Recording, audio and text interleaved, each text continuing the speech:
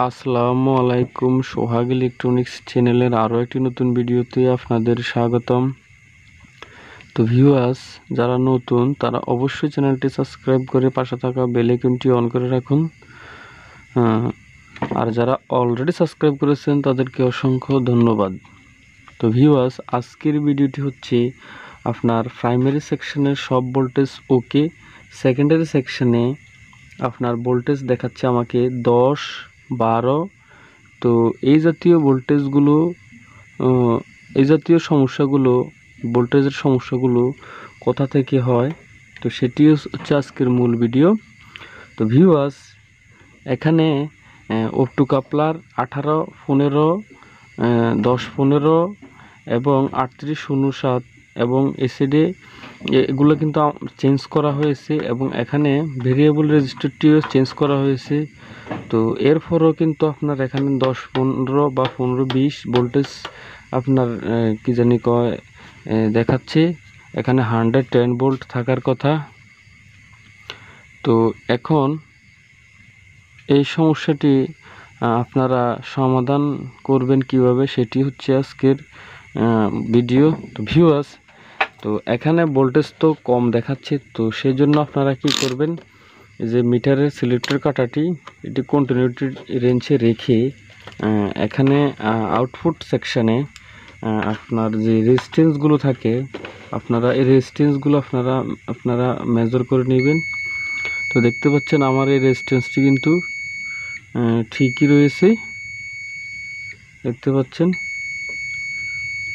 রেজিস্ট্যান্সটি আপনার ঠিক রয়েছে। এটি যদি শর্ট হতো তাহলে এটি ফুল শর্ট দেখাতো। দেখতে পাচ্ছেন এটি রেজিস্ট্যান্সটি, এখানে সবগুলো রেজিস্ট্যান্স এই দেখতে পাচ্ছেন ঠিক রয়েছে।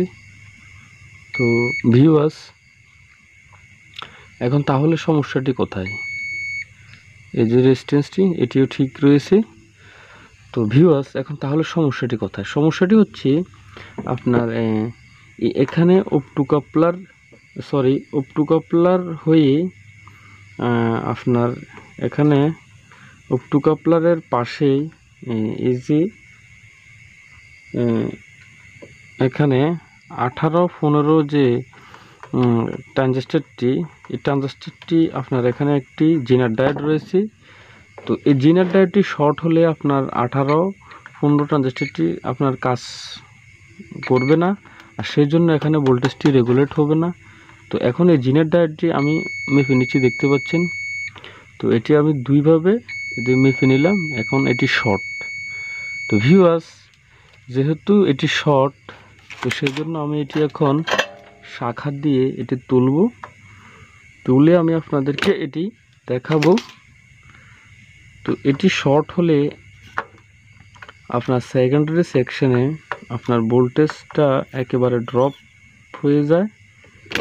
তো সেই জন্য আপনারা অনেক পার্টস চেঞ্জ করে এরপরও এর সমাধান কিন্তু করতে পারেন না।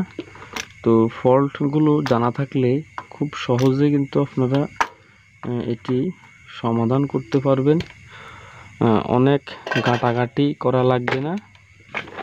তো ভিউয়ার্স, আমি আপনাদেরকে দেখাচ্ছি যে এটি আপনার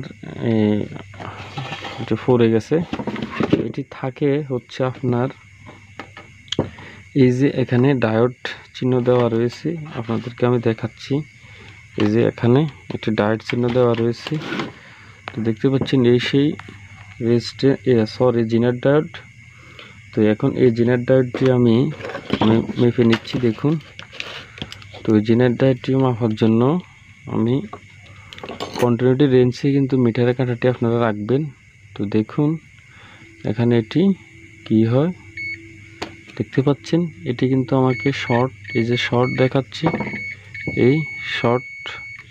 এটি আমি যখন উল্টিয়ে রাখবো, রেখে তারপর মাপবো, তাহলে এটি শর্ট দেখাচ্ছে। এই যে দেখতে পাচ্ছেন এটি ফুল শর্ট। তো এখন এই জিনের ডায়োডটি আপনারা কোত্থেকে লাগাবেন? তো যাদের কাছে পুরাতন টিভি সার্কিট বোর্ড রয়েছে তারা অবশ্যই আপনারা এটি সেম বোর্ড থেকে, সেম পজিশন থেকে নিয়ে লাগাবেন। আর নতুবা আপনারা এখানে 5 ভোল্টের জেনারেটর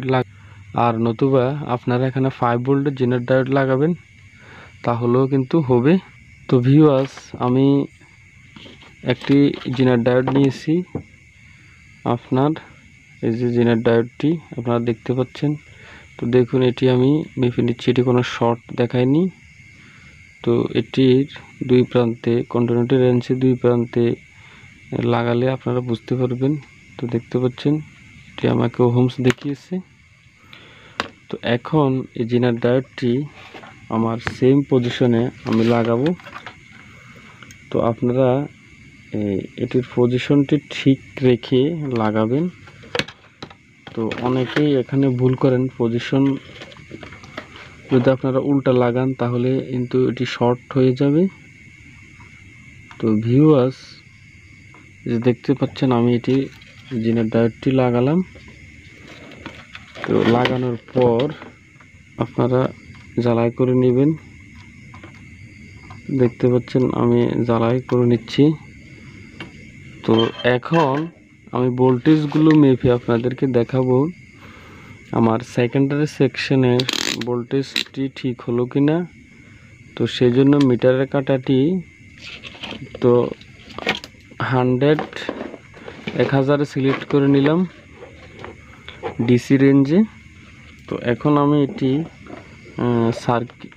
কারেন্টে লাগাবো, লাগিয়ে আপনাদেরকে দেখাবো এটি ঠিক হলো কিনা। তো ভিউয়ার্স দেখুন, এখানে ইএসটি সাপ্লাই ভোল্টেজটি 110 ভোল্ট থাকার কথা।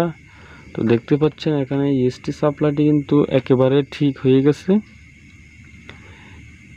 111, তার মানে হচ্ছে 111।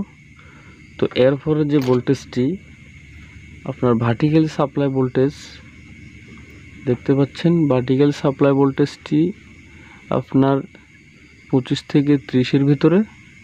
তো এরপরে যে ভোল্টেজটি সেটি হচ্ছে আপনার সাউন্ড আইসি। তো ভিউয়ার্স এখানে ভোল্টেজটি হচ্ছে মেমোরি আইসি এবং মেন আইসি, এটি 10-12 ভোল্টের ভিতরেই থাকবে। আর এরপরে যে ভোল্টেজটি সেটি হচ্ছে আপনার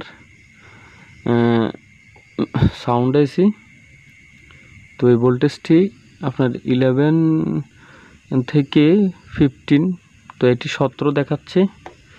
তো ভিউয়ার্স, ভিডিওটি ভালো লাগলে অবশ্যই লাইক করবেন। তো আপনারা এইভাবে সমস্যাগুলো সমাধান করার চেষ্টা করবেন। ভিডিওটি শেষ পর্যন্ত দেখার জন্য অবশ্যই ধন্যবাদ।